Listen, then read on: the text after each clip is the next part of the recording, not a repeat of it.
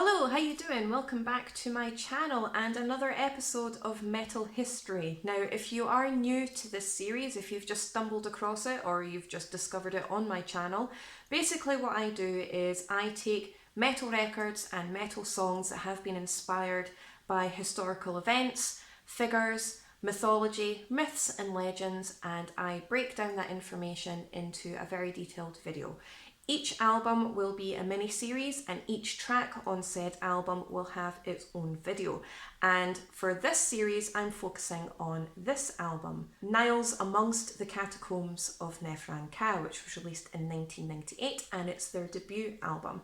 And this week, I'm focusing on the very first track of the record, Smashing the Antiu. Now, just as a quick disclaimer, this is about ancient Egypt. Most of Nile's stuff is about ancient Egypt in some way or other, and there's also quite a lot of H.P. Lovecraft style influences in there as well. But this particular track is purely ancient Egyptian history. Now, the disclaimer is, we don't know much about ancient Egypt, and the sparse information that we have has massive holes in it, so a lot of the research and a lot of the information that is available to us are speculations and educated guesses. So I will be putting all of the source material that I've used for this video in the description box below so you can read it for yourself. But just as a disclaimer, a lot of this information is based on speculation and educated guess that I've found throughout my research. So Smashing the Antiu, what is all of that about? What happened? What or who were the Antiu? Let's have a look.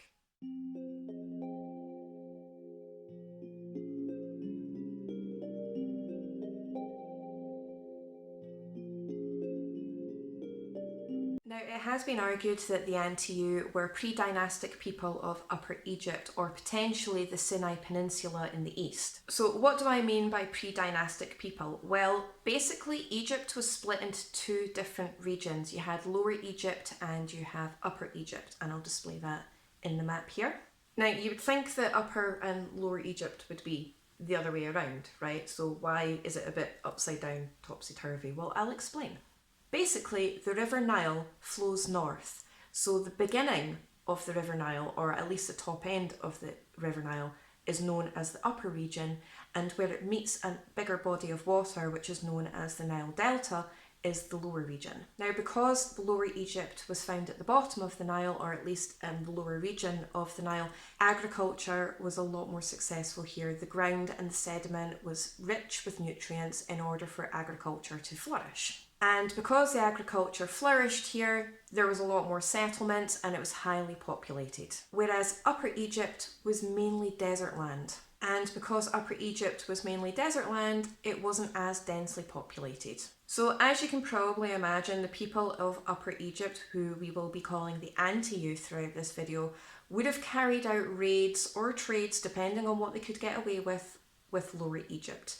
Now, throughout the years, the kings of Lower Egypt were frequently at war with the people of Upper Egypt, probably for their many raids. Now, the Antiu could have been considered as one of the 9 bows of Egypt. Now the 9 bows are classed as traditional enemies of the Egyptian people. Basically, they were native enemies, they weren't foreigners. They were settlers or dwellers that lived either in the region or in nearby areas. Now, 9 bows is an ancient term, and it has been widely argued that the reason they were referred to as the 9 bows was whenever these enemies were defeated, the ritualistic act of breaking their bows and breaking their weapons was carried out. But nobody actually knows for sure. This is just an educated guess. So as I said previously, the kings of Lower Egypt were frequently at war or fighting the people of Upper Egypt. And it is assumed that the kings of Lower Egypt viewed the people of Upper Egypt as rebels. So this happened a lot throughout the years, but at some point there must have been some great decisive battle that had been won against the Antiu,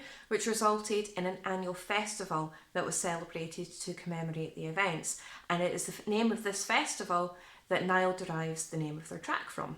So what do we know about the Smashing the Antiu and the creation of the festival and the events involved in the first place? Not a lot. In fact, very little.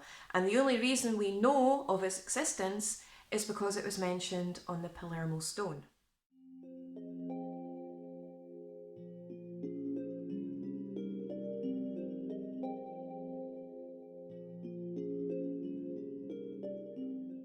Now, the Palermo stone is one of 7 surviving fragments of a much larger stele or slab, also known as the Royal Annals of the Old Kingdom of Ancient Egypt. And it's regarded as the earliest royal Egyptian inscription. Now, the exact date that this record was created is often debated, but it is widely accepted that it was created at the beginning of the 5th dynasty, because that's basically when the entries stopped. And it is believed that this particular slab was created by using earlier originals that it copied information from. But nobody really knows for sure. Now, this stone holds the names of different kings, how long they reigned for, and any noteworthy events that happened during those reigns from the 1st dynasty up until the beginning of the 5th dynasty. But not only that, this top line here on the stone actually lists the names of 9 different pre-dynastic kings. Now, this is just a small fragment, and it's believed that these names could have been a line of over 120 altogether. Now, just as a reminder, what I mean by pre-dynastic is this was before the unification of Upper Egypt and Lower Egypt. So these pre-dynastic kings would have been the list of kings from both Lower Egypt and Upper Egypt. Now, this is the front of the stone, which is known as the recto, and it lists the names of the kings and how long they reigned for. And on the other side of the stone is verso, and that lists the different events during those separate reigns. Now, unfortunately, the verso side of the stone is very worn, especially compared to the front or the recto of the stone, so there's only little bits and pieces of information that has been derived from the stone so far. But there's a lot of research going into this, and there's different practices being carried out constantly, so no doubt, hopefully, we'll get some more information at some point. And it's on this stone that Smashing the Antiu has been mentioned. Now, according to Egyptologist Ernest Alfred Wallis, the Smashing the Antiu festival was commemorated at the ancient city of Heliopolis. And at the time, this was a major ancient city and religious centre in Lower Egypt. Now, it is believed that at such festivals like this, many human sacrifices were carried out to please the gods. But these human sacrifices were often foreigners or defeated enemies rather than their own people. Other than that, no one really knows so far. As far as we know, or as far as has been discovered so far, the Antiu didn't hold any of their own records. They didn't record any events, so we don't know anything about their day-to-day life, their communities, how they lived, different historical events, battles, nothing like that from their point of view. And the only sparse information that we have, and again, just to labour the point, this information is very, very sparse, is from a very biased Egyptian point of view, where they often talk about smiting their enemies. So how much this is myth, how much this is legend, how much this is over-exaggerated, we don't know.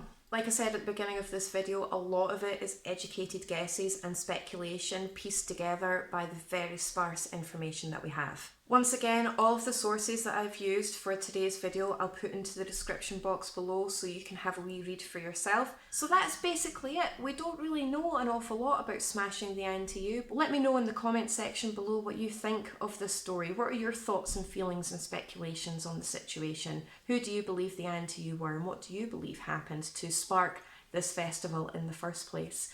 If you like this mini-series, please consider subscribing to my channel and give it a share about. I really do appreciate all of your support. Thank you so much, and I'll see you in my next video.